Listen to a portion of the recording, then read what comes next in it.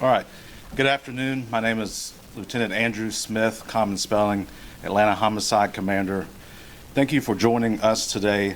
We're here to talk about the 1999 murder of Melissa Wolfenbarger. That last name is Wolfenbarger.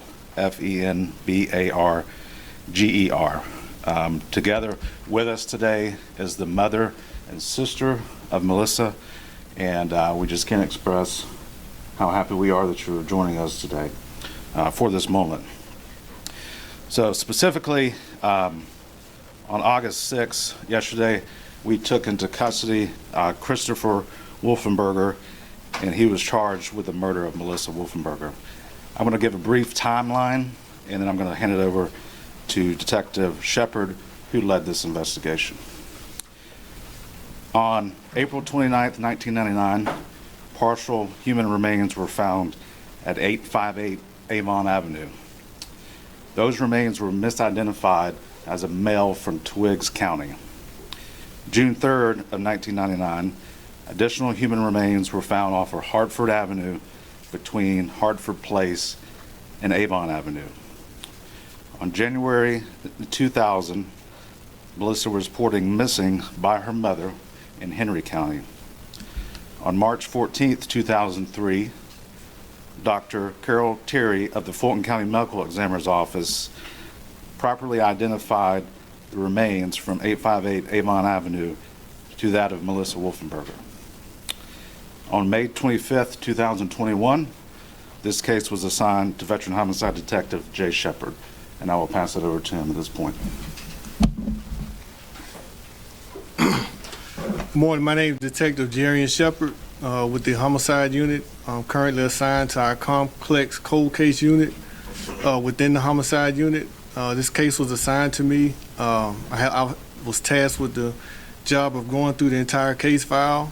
At that time, we identified the things that we needed to do, which was re-interviewing witnesses, following up on additional leads, and of course the new technology that comes into place. With that, I've gathered the facts, and I collaborated with the DA's office and was able to get the facts together to come up with the probable cause to arrest Christopher Wolfenbarger. Homicide Unit, our cases, they never close. We work the case until the leads are exhausted. We pick the case up and we're able to pass it along to the next detective, which is a cold case detective, which was me. The initial detectives did a great job on it. I was able to see the case through their eyes. I picked it up from where they left off and followed up on all the leads, and was able to get it to this part where we are.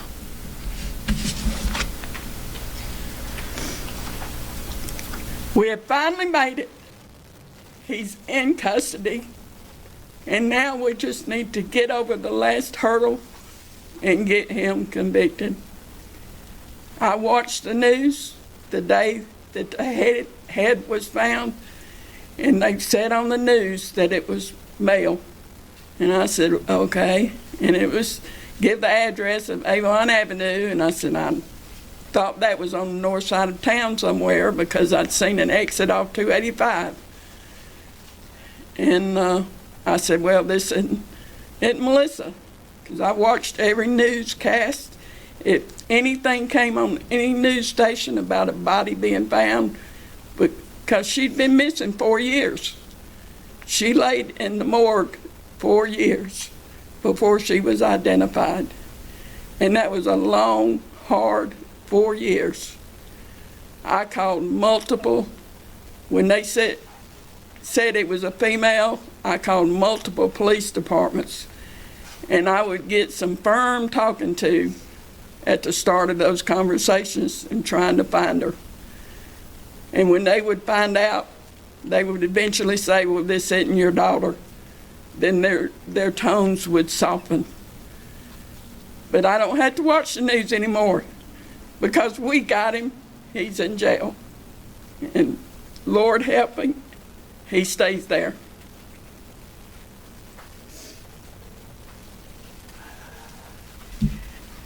It's been a long wait, 25 years. But finally, hopefully, we will get justice for Melissa. She didn't deserve what she got. And I hope anybody who's in a domestic violence situation, please get out. Don't take it. Because it could easily be you. It could be your sister. It could be your mother. Make sure they get away. And I want to thank Atlanta PD, because without them, we wouldn't be here today.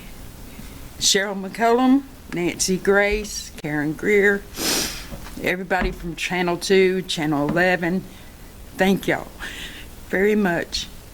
Without y'all, we wouldn't be standing here. Questions? This question is for Detective Shepard. Can you go into a little bit more detail? I think you mentioned DNA evidence. Can you talk specifically what linked any kind of evidence to the suspect, and what do you think the motive was? So let me start off with certain things, certain parts of the evidence. I want to protect the integrity of the case going forward, so I can't disclose certain evidence. But we look at everything when it comes to cold case, especially DNA.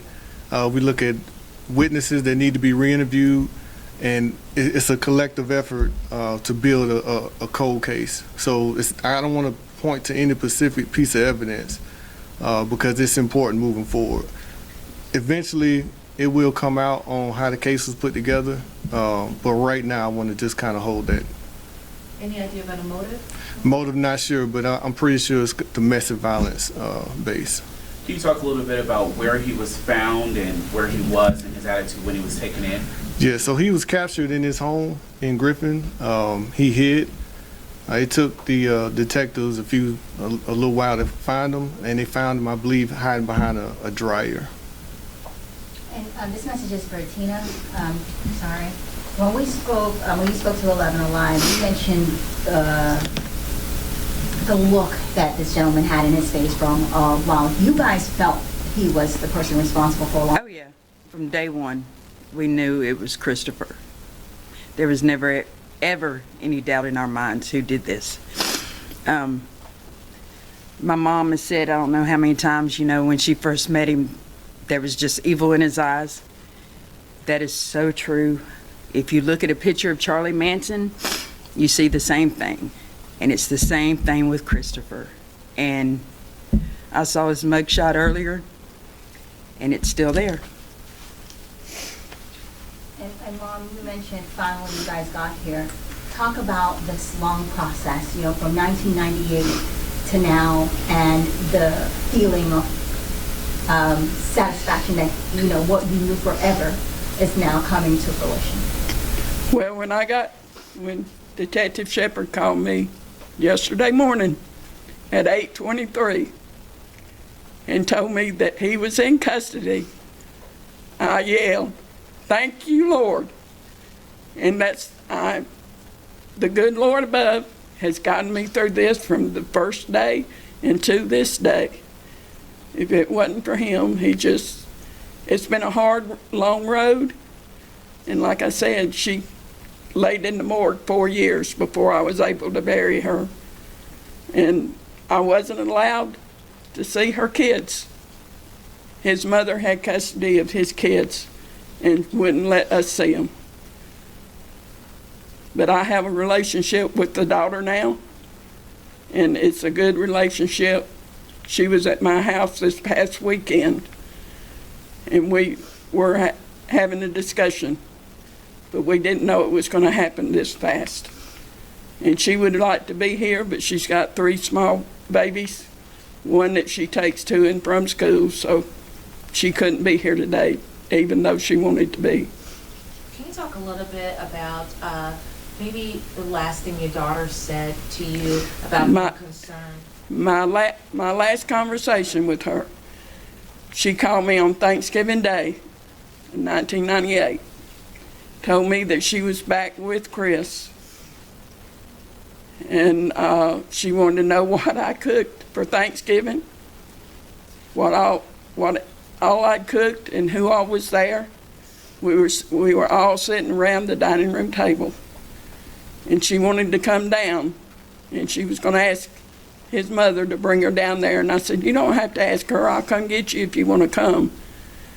And anyway, the conversation went on a little bit longer, and my last words to her was, I love you, and you know where I am if you need me.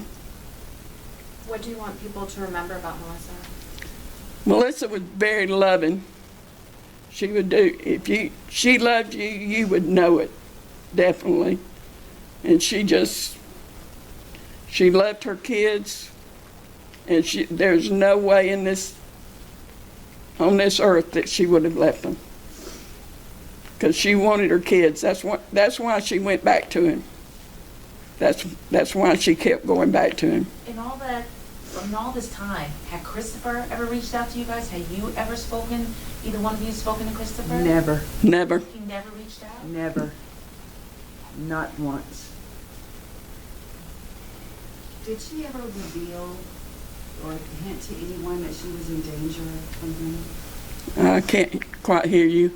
I was wondering if she ever revealed, if anybody ever had a clue that she was in danger. She had left him in the summer of '98, and she came to the house and she stayed with me, and we got both her kids back from Kathy.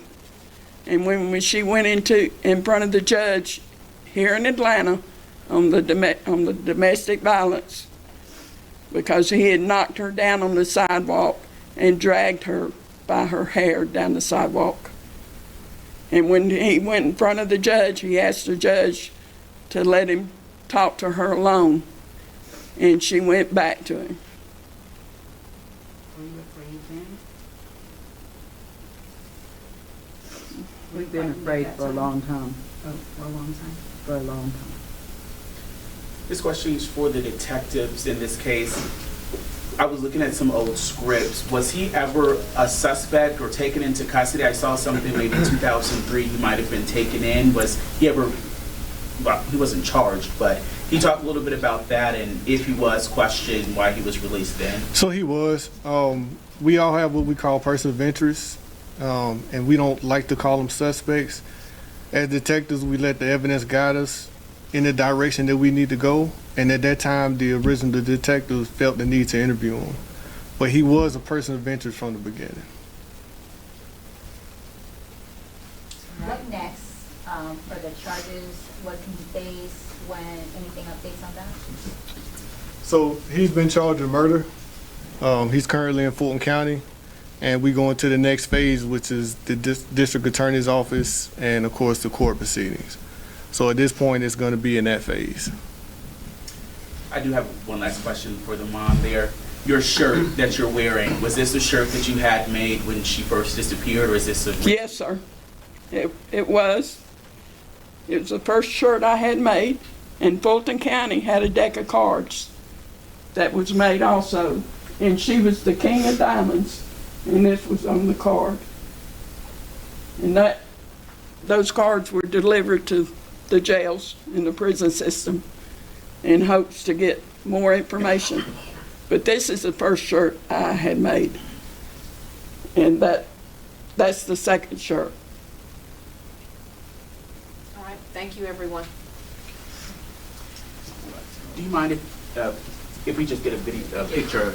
If you stay right there, some cameras probably want to get some video of your shirts. And you as well. If you can remove the key so we can get clear. Thank you so much.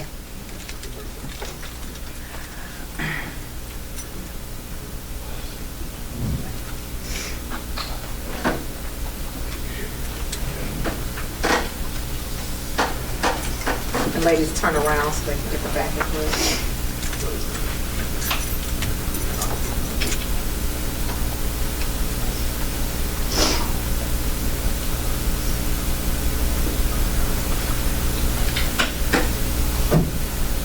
Thanks, family.